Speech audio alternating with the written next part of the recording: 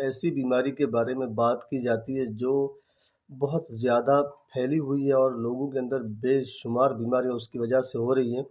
اس کو اگر آسان لفظوں میں کہا جائے تو وہ قبض ہے، یعنی ہمارے پیٹ کا جو کھانا ہے وہ ہضم ہوتا ہی نہیں ہے،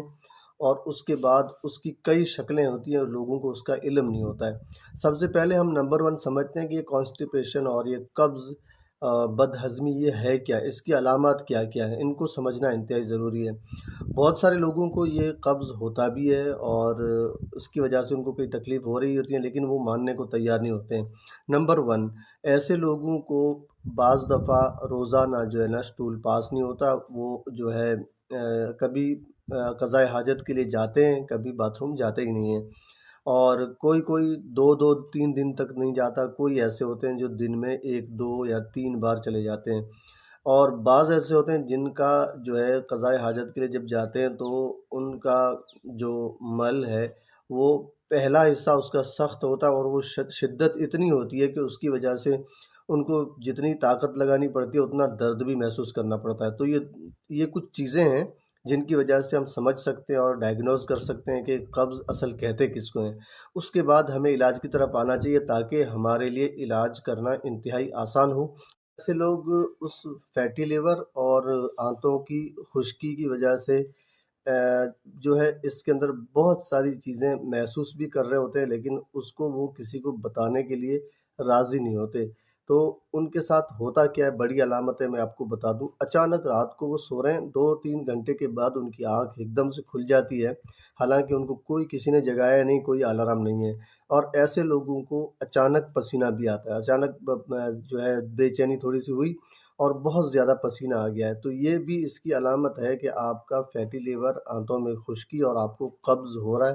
اور یہ شدید قسم کا قبض ہو رہا ہے۔ اگرچہ آپ جو ہے روزانہ قضائے حاجت کے لیے یعنی باتھ روم جاتے ہیں، لیکن آپ خود اس کے گواہ ہیں اور آپ خود اس کو جو ہے اس کی شناخت کر سکتے ہیں، بتا سکتے ہیں کہ ہمارا پیٹ پوری طرح صاف نہیں ہوتا ہے۔ تو یہ بہت بڑا المیہ ہے اور یہ چھوٹی بات نہیں ہے۔ اس موضوع پہ جتنا بولا جائے اتنا کم ہے، کیونکہ جتنے بھی میں نے اکثر جو مریض دیکھے ہیں جو بہت زیادہ پریشانی میں ہوتے ہیں، ان کو سب سے پہلے یہی چیز ہوتی ہے، پھر اس کے بعد سودا اور صفرا کا بڑھنا اور دماغی حالت کا توازن کا بگڑ جانا، یہ تمام اس کے اندر شامل ہوتا ہے، اور اس کے نقصانات اتنے ہیں کہ آپ ایک ویڈیو میں سن نہیں سکتے، اور جو ہے نا ان کو بتانا اتنا آسان نہیں ہے، اس کے لیے بہت لمبا وقت چاہیے، لیکن مختصراً ہم جو ضروری باتیں ان کو سمجھتے ہیں، اور سیدھا نسخے کی طرف آتا ہوں، اور یہ نسخہ اپنے بڑے احتیاط کے ساتھ بنانا ہے۔ دھاگے والی مصری جو آتی ہے، جس کو کنجا مصری بھی کہا جاتا ہے،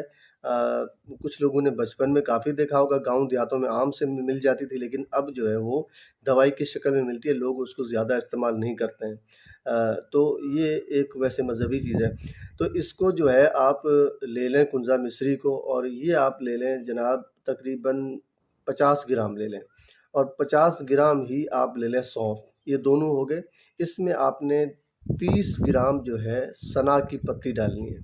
سنا مکی کی پتی آپ لے لیں، ان کو اچھی طرح سے صاف کریں، کوئی ڈنٹھل اور اتنی سی بھی اس میں کوئی ڈالی یا تنکا نہیں ہونا چاہیے، کیونکہ تھوڑا سا بھی اس کا پتے کے علاوہ اگر کوئی حصہ آتا ہے تو وہ پیٹ کے اندر مروڑ پیدا کرتا ہے۔ تو آپ کی قبض کے لیے آپ کے پاس ایسی چیز موجود ہے جس کو آپ گھر میں رکھیں گے تو میں آپ کو کہتا ہوں کہ آپ بہت ساری بیماریوں سے تو بچیں گے ہی، اور دوسرا یہ جو عالمی مرض قبض جس کے اندر بہت سارے لوگ پریشان ہیں، کیونکہ ہم جو ہے جو چیزیں ہمیں کھانی چاہیے وہ ہم کھاتے نہیں ہیں، گھی ہم استعمال نہیں کرتے، تو اس کی وجہ سے یہ ساری چیزیں ہوتی ہیں،